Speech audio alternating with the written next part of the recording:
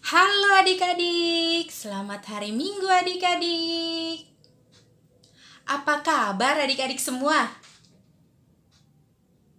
Ya, puji Tuhan, luar biasa. Yes, yes, yes, yes. Adik-adik, kita bertemu lagi di Minggu Info Kafit. Nah, sebelum kita mendengarkan cerita firman Tuhan, kita berdoa dulu ya adik-adik. Doa pembuka akan dipimpin oleh adik Christine Nenggolan. Mari kita bersatu dalam doa. Ya Tuhan Yesus, pada hari ini kami mengucap syukur atas berkat dan karunia yang Engkau berikan kepada kami. Tuhan, sekarang kami mau mendengarkan cerita Alkitab yang disampaikan oleh kakak dan abang guru sekolah minggu.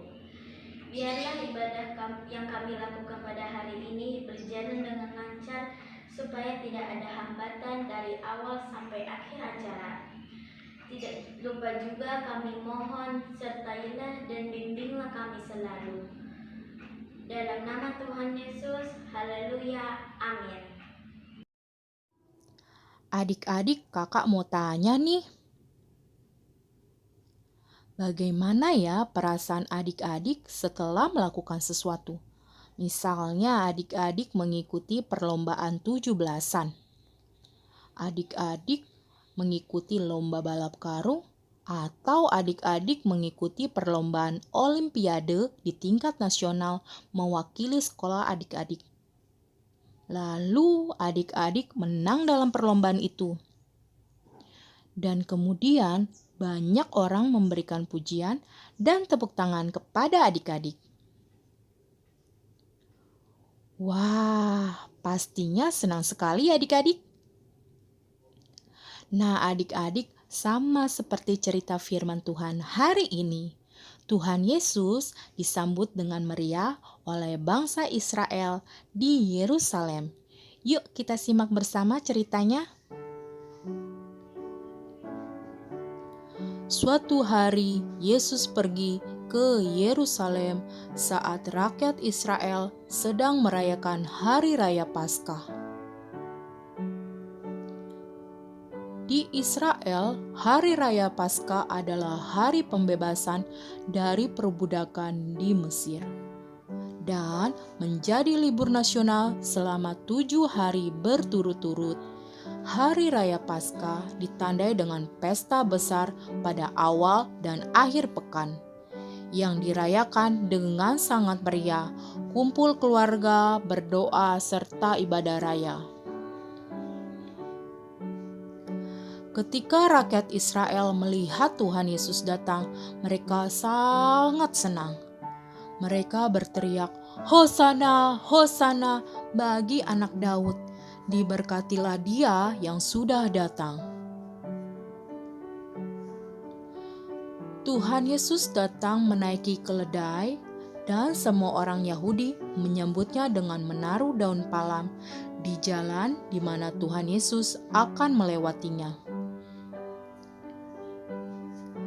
Tetapi ada juga yang tidak senang dengan sorak-sorai Yesus datang. Mereka itu adalah para pemimpin-pemimpin agama, atau disebut orang Farisi. Orang Farisi itu berkata, "Suruhlah mereka diam." Dan Tuhan Yesus pun menjawab orang Farisi itu, "Walaupun mereka diam, batu-batu ini pun bisa memuji Tuhan." Adik-adik, dalam cerita yang tadi kakak ceritakan ada beberapa kata yang perlu adik-adik mengerti. Apa ya artinya? Yuk kita pahami bersama.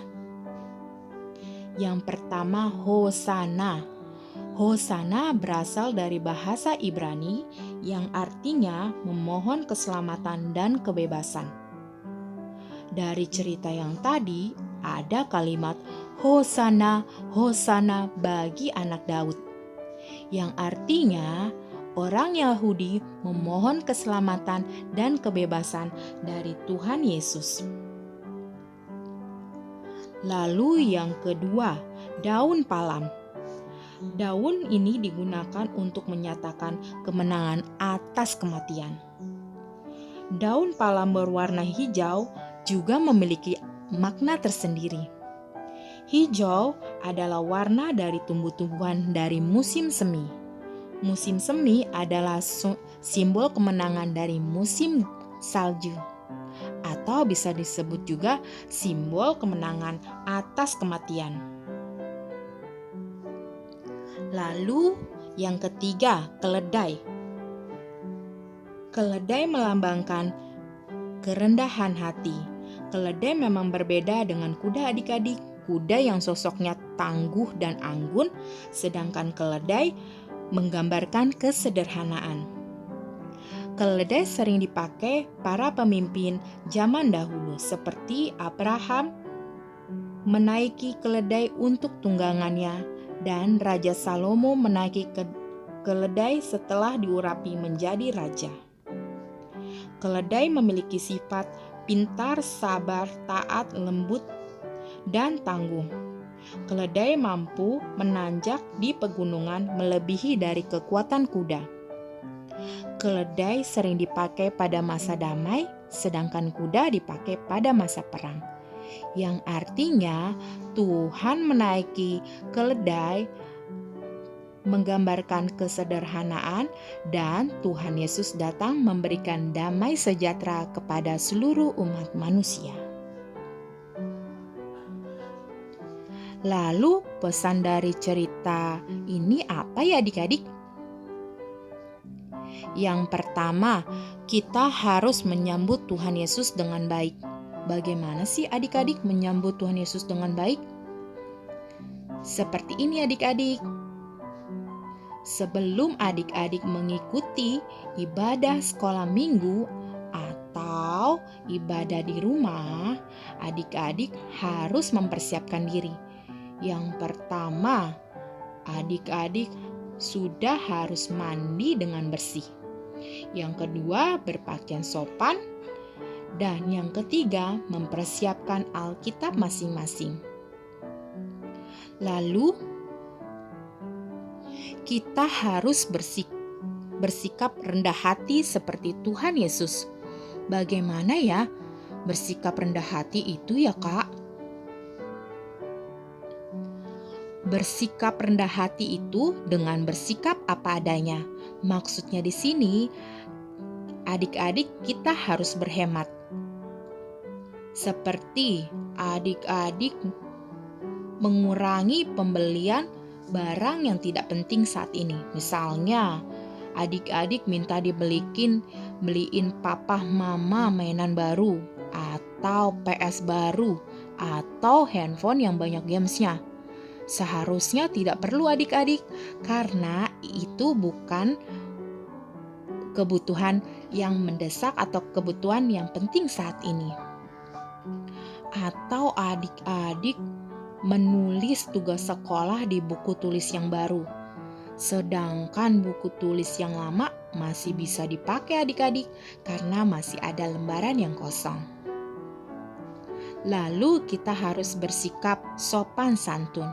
Sikap sopan santun itu apa sih kakak? Sopan santun itu dengan kita senyum, sapa, salam, hormat kepada kedua orang tua, atau hormat kepada yang lebih tua dari adik-adik atau yang lebih muda dari adik-adik. Demikian cerita hari ini adik-adik. Yuk kita ke ayat hafalan. Ayat hafalan hari ini diambil dari Lukas 19 ayat 38.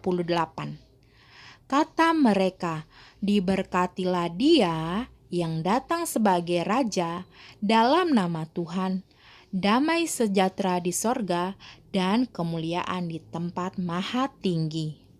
Kita tutup dalam doa ya adik-adik. Lipat tangan, tutup mata, tundukkan kepala. Mari kita berdoa. Ya Tuhan Yesus yang baik, terima kasih Tuhan atas berkat dan anugerah-Mu di sepanjang hidup kami. Ya Tuhan, kami sudah mendengarkan cerita firman-Mu hari ini. Jadikanlah kami Tuhan anak-anak yang selalu rendah hati dengan bersikap apa adanya atau berhemat. Dan jadikanlah kami Tuhan anak-anak yang bersikap sopan santun dengan senyum, salam, sapa, dan hormat kepada kedua orang tua kami, saudara, keluarga, atau yang lebih tua dari kami, atau yang lebih muda dari kami. Ya Tuhan Yesus yang baik, kami orang-orang yang berdosa, ampunlah akan kesalahan kami ya Tuhan, agar tidak menghambat sukacita kami untuk memuji dan memuliakan nama-Mu. Di dalam nama-Mu kami sudah berdoa. Haleluya, amin. Adik-adik tetap jaga kesehatan. Jika adik-adik keluar rumah, gunakan masker dan jaga jarak. Salam sehat adik-adik.